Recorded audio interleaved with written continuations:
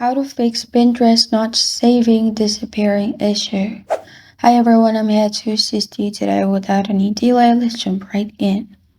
First, open Pinterest on your device and try saving it in another way. If you're clicking on the picture and pinning in this way and it's not saving, what you can do is click on the image you want to save, and in here click on the three dots.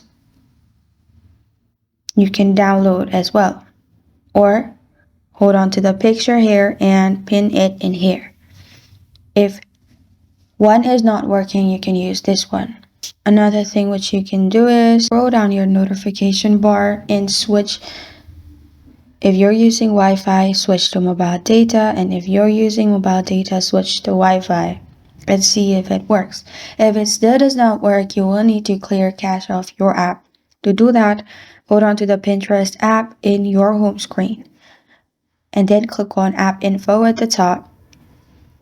In App Info, click on Storage and Cache. Click on Clear Cache and then click on Clear Storage. After you do that, log into your Pinterest account again and your problem will be fixed.